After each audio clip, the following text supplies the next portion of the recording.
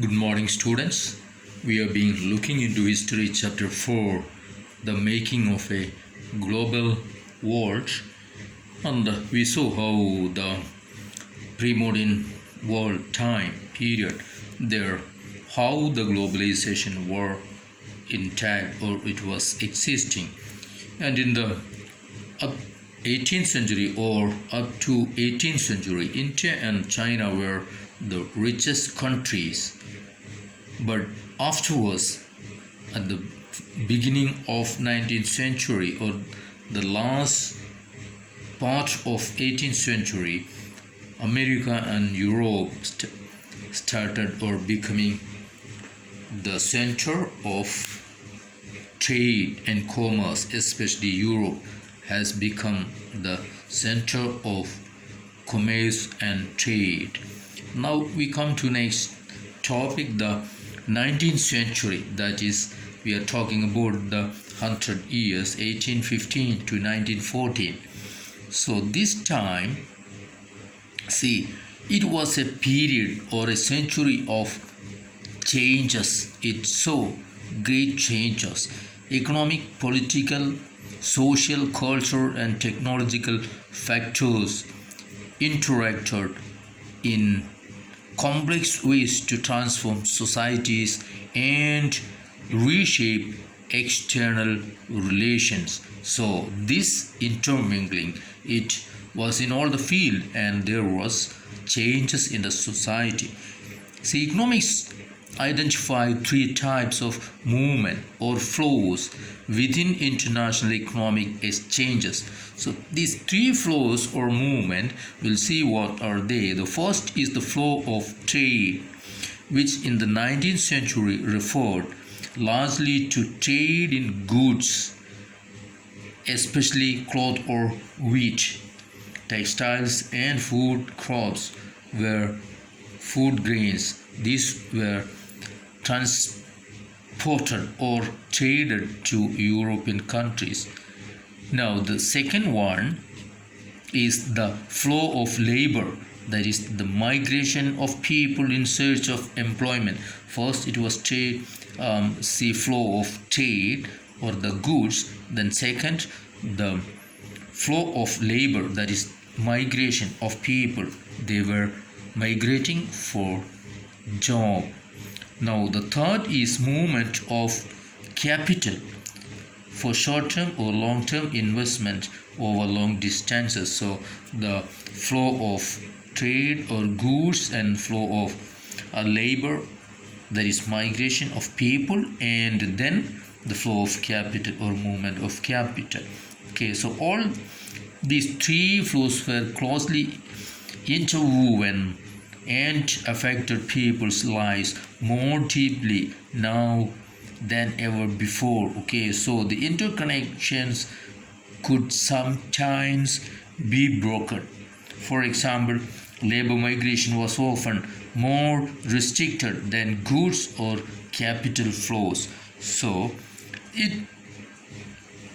there was such hindrances. Okay, but it helps us understand the 19th century world economy better. Okay, now we will come to look the next topic. A world economy takes shape. Now, how the new world economy that we see somewhat today, that how it emerged, we look into that. For that, first we will see the changing pattern of food production and consumption in industrial Europe. 19th century, you know that is the time of industrial revolution, and industrial revolution means that lot of raw materials were needed in Europe, and for that they went conquering or invading or taking all many countries, places in Asia, Africa, and even America. So this changing pattern of food production and consumption that we'll see. Traditionally, countries like to be self-sufficient in food, and industrial revolution started in England that we know. See, but in 19th century Britain, self-sufficiency in food meant lower living standards and social conflict. Okay, so 19th century, see, with the beginning of industrial revolution, the self-sufficiency in food, that was not something that appreciable. It's that in England it meant that living standards are low and social conflict was common. Okay, why this? What's the reason for this? Population growth from the late 18th century had increased the demand for food grains in Britain. As urban centers expanded and industry grew, the demand for agricultural products went up, pushing up food grains prices. Okay, so industrialization was there in full swing, it was going up. So urbanization, when industrialization is there, urbanization of course go hand in hand. Okay, so that means the food grain prices went up. Under pressure from landlord groups, the government also restricted the import of corn. Okay, the laws allowing the government to do this were commonly known as the corn laws. The law that government introduced in England, that is restricting the import of corn, this law, this ordinance was known as corn laws. Okay, but the industrialists and the urban dwellers, urban people, they forced the government to abolish the corn laws, and the government had to abolish it. Okay, then food grains was imported into England, into Britain very cheaply. That means more cheap than it could be produced in the country. Okay, so the imported goods, food grains, were cheaper than that that was produced in the country itself. So what happened? See, the vast areas of land were now left uncultivated. How farmers could cultivate, because the imported grains were cheaper. Okay, so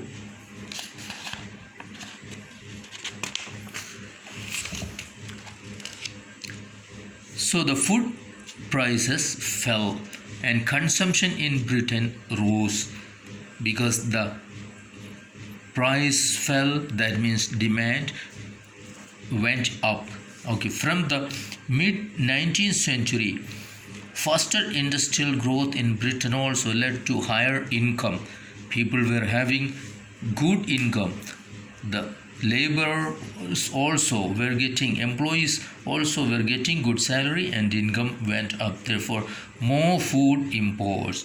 Okay, so it was that because of income going up, more and more food grains were important. Okay, and it came from around the world. In Eastern Europe, Russia, America, and Australia, these places lands were cleared and food production expanded to meet the British demand. Britain had become an industrial country and the agriculture sector went down, so the food grains for Britain was cultivated in other part of the world. Okay, now forest land was cleared, and it was not just that, railways were needed to link the agricultural regions to the ports. Okay, so new harbors had to be built and old ones expanded to ship the new cargoes. Now people had to settle on the lands to bring them under cultivation. So these kinds of changes had been taken place. This meant building homes and settlements. Okay, now forest clearings, railways, ports, harbors, and new settlements, all these kinds of changes was happening there. All these activities in turn required capital and labor. Okay, capital flowed from financial centers such as London. Okay, the demand for labor in places where labor was in short supply. So in America and Australia, okay, as in America and Australia, so led to more migration. Okay, capital was coming from England, centers like London, but the laborers were from labor. So laborers, many people were migrated to these places. Okay, now it is said that around 50 million people emigrated from Europe to America and Australia in the 19th century. Okay, all over the world, some 150 million are estimated to have left their homes, crossed oceans, and vast distance over land in search of better future. So around 150 million people left their land, left their places, and migrated to many other places. Now we'll see what happened. So these kinds of changes, then by 1890 a global agricultural economy had taken shape, accompanied by complex changes in labor movement patterns. Okay, capital flows, ecologies, and technology. Food no longer came from a nearby village or town, but from thousands of miles away.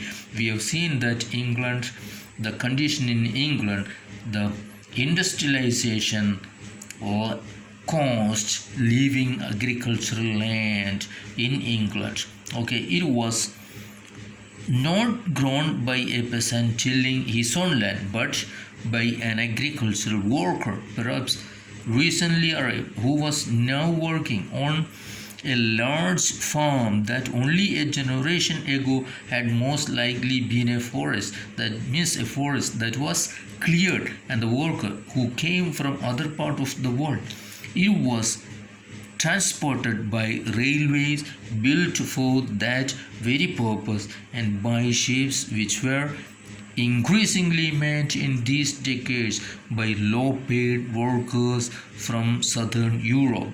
Okay, so Asia, Africa, and Caribbean, these were the places. Okay, these people were coming, and there was such a change, or this what happened in England and other part of, there is very smaller picture or that happened in India, in Punjab as well. Okay, so in many plants where, see, India was under British power, so they forced Indian farmers to cultivate. See, the western part of Punjab was irrigated through canals and made that is a good agricultural land. So these kinds of changes has been done because of the, see, a part, because of the new way of globalization.